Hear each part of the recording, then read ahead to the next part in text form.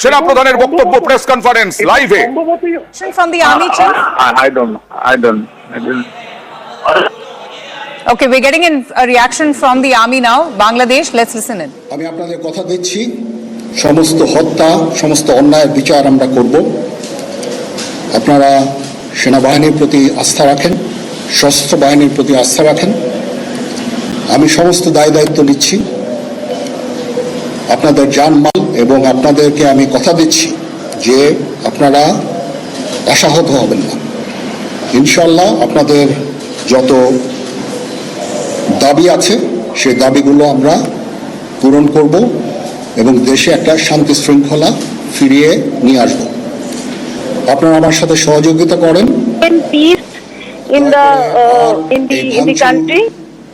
হত্যা, মারামারি, সংঘর্ষ এগুলো থেকে বিরত হন। আমি নিশ্চিত যে আপনারা যদি আমার কথা মতো চলেন, আমাদের সাথে যদি একসাথে যদি কাজ করি আমরা, নিঃসন্দেহে আমরা একটা সুন্দর পরিণতির দিকে আমরা অগ্রসর হতে পারি। দয়া করে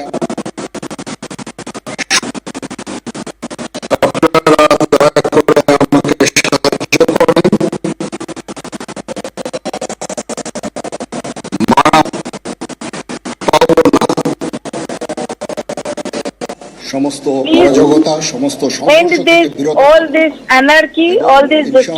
সবাই মিলে একটা সুন্দর ভবিষ্যতের দিকে আমরা বাংলাদেশ। প্রতিটা হত্যার বিচার করা হবে, প্রতিটা অন্যায়ের বিচার হবে। অন্তর্বর্তী সরকার গঠনের পথেই হাঁটলো বাংলাদেশ। আমি ওনাদের ইনভাইট করেছিলাম এখানে। আমার সঙ্গে আমার ডেপুটি নিউজ এডিটর রয়েছে নিউজ রুম থেকে।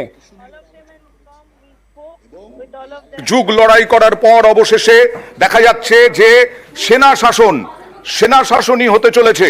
অন্তর্বর্তীকালীন সরকার শুধু নয়, তিনি বলছেন, সেনাপ্রধান বলছেন যে আমার সঙ্গে সহযোগিতা করুন, আমার পরামর্শ মতো চলুন। আন্দোলনকারীদের বলছেন, তিনি বললেন যে সমস্ত হত্যা, সমস্ত হিংসার বিচার করবেন তিনি, সেনাপ্রধান নিজে বলছেন।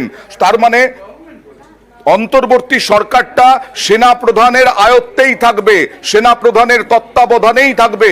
সেনাপ্রধানের সঙ্গে তিনি বলছেন, সেনাপ্রধানের সঙ্গে তিনি সহযোগিতা করতে বলছেন, তার সঙ্গে সহযোগিতা করতে বলছেন এই অন্তর্বর্তী সরকার। তার মানে সেনাপ্রধানের তত্ত্বাবধানেই। সেক্ষেত্রে সুমনদা রয়েছেন আমাদের সঙ্গে, সুমন ভট্টাচার্য। একটু জেনে নিতে চাই যে তিনি কিভাবে দেখছেন, তার কারণ এখানে ঠিকই বলেছেন। বারবার সেনাবাহিনীর প্রধান জেনারেল ওয়াকারুজ্জামান একই কথা বলছেন যে আপনারা আমার উপর আস্থা রাখুন, একসঙ্গে কাজ করি। ক্রান্তিকাল চলছে, রাজনৈতিক ক্রান্তিকাল চলছে এবং একটি অন্তর্বর্তী সরকার গঠন করা হবে। সুমনদা, অন্তর্বর্তী সরকার আর সেনা অভিভাবকত্বে অন্তর্বর্তী সরকার, এই দুটোর মধ্যে তফাৎ তো রয়েছে। দেখুন, মানে অতনু, আপনি যেটা বললেন আমাদের ধরে নিতে হবে যে পাকিস্তানের মতো বাংলাদেশেও সেনাবাহিনী নিয়ন্ত্রকের ভূমিকায় চলে গেল। আমাদের মনে রাখতে হবে যে বাংলাদেশের সামরিক শাসনের একটা লম্বা ইতিহাস আছে।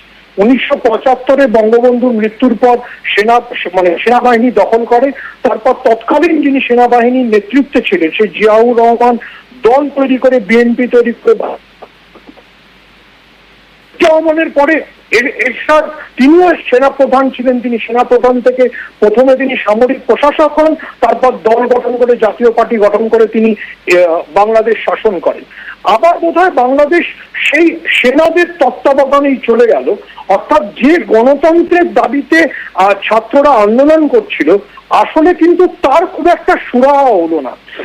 অর্থাৎ একটা সেনার নিয়ন্ত্রণেই বাংলাদেশ থাকবে, কিন্তু যেটা আশু কর্তব্য, সেনাবাহিনী যদি হিংসাকে দমন করতে পারে, রাস্তায় গুলি চালনা বা আপনি যে খবরগুলো বলছিলেন, মানে স্বরাষ্ট্রমন্ত্রীর বাড়ি আক্রমণ হচ্ছে বা বিভিন্ন জায়গায় আক্রমণ হচ্ছে, সেগুলোকে যদি বন্ধ করতে পারেন, বাংলাদেশের মানুষ যদি বাংলাদেশের ভাষায় জানমালের নিরাপত্তা ফেরত পান, তাহলে সেটা সবচেয়ে কাঙ্ক্ষিত বিষয়। মুজিবুর রহমানের মূর্তি পর্যন্ত ভাঙা হচ্ছে, ভাঙছেন আন্দোলনকারীরা, এই রকম ছবিও উঠে আসছে। এই পরিবর্তনের কারণ কি? দেখুন, যেটা শেখ হাসিনা বা আওয়ামী লীগের প্রতি ক্ষোভ, সেটাই জাতির পিতা বঙ্গবন্ধুর প্রতি ক্ষোভে পর্যবসিত হয়ে যাচ্ছে। যেটা আমাদের জন্য বেশি চিন্তায়ন, সেটা হচ্ছে বাংলাদেশে সংখ্যালঘুদের কি হবে। অর্থাৎ এই আন্দোলনের পেছনে জামাত এবং ছাত্র শিবির রয়েছে বলে শেখ হাসিনা বা আওয়ামী লীগ অভিযোগ করছিলেন। এই পরিবর্তিত পরিস্থিতিতে হিন্দু বাংলাদেশের কি হবে সেটা বোধহয় খুব বড় বিষয়।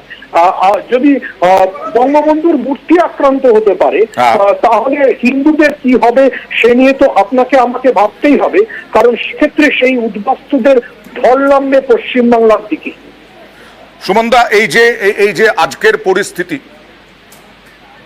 আচ্ছা সেনা প্রধানের আরো একবার সেনা প্রধানের প্রেস মিটে আবার যাব, পরিস্থিতি উন্নতি হবে, আমরা একটা সুন্দর পরিবেশের দিকে যাচ্ছি।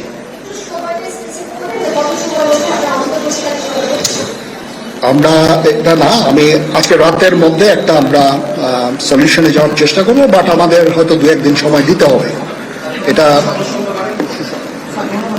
আমরা এখনো এটা টু আর্লি, আমরা যাচ্ছি যে আমরা কথা বলবো মহামান্য রাষ্ট্রপতির সাথে, আমরা একটা সুন্দর সলিউশনে আমরা পৌঁছবো।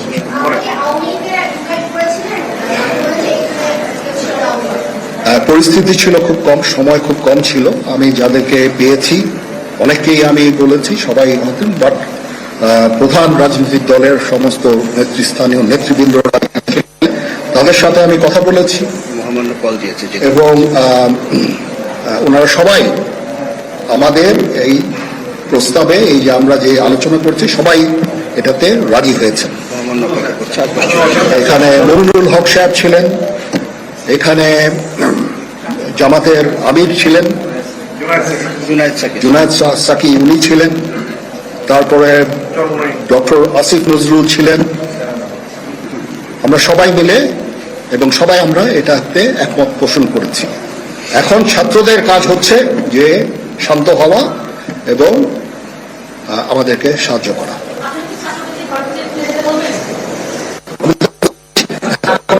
আমার এই বক্তব্যের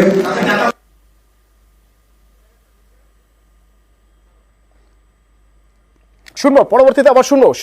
আমার সঙ্গে অঞ্জমন রয়েছেন সুমন ভট্টাচার্য রয়েছেন। সুমন, একটা প্রশ্ন আমার থাকবে, যদি সেনার অভিভাবকত্বে অন্তর্বর্তী সরকার হয়, তাহলে ভারতের সঙ্গে কূটনৈতিক সম্পর্ক কোন জায়গায় থাকবে? হ্যালো, হ্যাঁ সুমন, শোনা যাচ্ছে? অথবা আরেকবার প্রশ্নটা বলবেন। সুমনদা, যদি সেনার অভিভাবকত্বে অন্তর্বর্তী সরকার বাংলাদেশে থাকে, তো ভারতের সঙ্গে কূটনৈতিক সম্পর্ক কি হবে? দেখুন, এটা এই মুহূর্তে বলার মতো পরিস্থিতিতে আমরা নেই। ভারত এবং বাংলাদেশের সম্পর্কটা এমন, এবং যে দুটো দেশের মধ্যে প্রায় 4,000 কিলোমিটারের সীমান্ত রয়েছে, সেই দুটো দেশের মধ্যে সমস্ত ধরনের সম্পর্কই খুব নিবিড়। কিন্তু আমাদের একটা কথা মাথায় রাখতে হবে, যে যেহেতু শেখ হাসিনা তাকে আমি পালিয়ে শব্দটাই ব্যবহার করছি, যেহেতু তিনি ভারতবর্ষে এসছেন, ফলে তার রাজনৈতিক প্রতিপক্ষরা ভারতকে খুব ভালো চোখে দেখবেন না। ফলে এই যে টানাপোড়েনটা, শেখ হাসিনার আশ্রয়দাতা হিসেবে ভারতের দিকে সন্দেহের চোখে দেখা, আবার ভারতের সঙ্গে যে নিবিড়তম সম্পর্ক, সেটা নতুন সরকার কিভাবে দেখবে সেটার দিকে আমাদের নজর থাকবে। মানে আমাদেরকে খুব গভীরভাবে ভাবতে হবে, কারণ নয়াদিল্লির জন্য এটা একটা নতুনতর চিন্তার বিষয়। একদিকে মানে পশ্চিমে পাকিস্তানের একটি সেনা নিয়ন্ত্রিত সরকার চলছে, এখানেও যদি পূর্ব দিকেও একটি সেনা নিয়ন্ত্রিত সরকার চলে, তাহলে বাংলাদেশের সঙ্গে নয়াদিল্লি কিভাবে ডায়ালগ করবে বা কিভাবে এনগেজ হবে, সেটা সত্যি খুব জটিলতর বিষয়, এবং এ বিষয়ে আমরা এখনো জানি না। আমি আপনাকে একটা ছোট্ট তথ্য দিতে চাই, সেটা হচ্ছে এই যিনি সেনাপ্রধান ওয়াকারুজ্জামান যখন সেনাপ্রধান হয়েছিল শেখ হাসিনার আত্মীয়, কিন্তু দেখা গেল যে ক্রিটিক্যাল সময়ে তিনি কিন্তু শেখ হাসিনাকে সরিয়ে ক্ষমতা দখল করলেন। হয়তো সেটা ছাড়া কোনো উপায় ছিল না, কিন্তু যিনি মানে মুজিবুর রহমানের যেটা হয়েছিল যে তার ঘনিষ্ঠজনরাই তাকে সরিয়েছিল, এক্ষেত্রেও কিন্তু সেটাই ঘটল।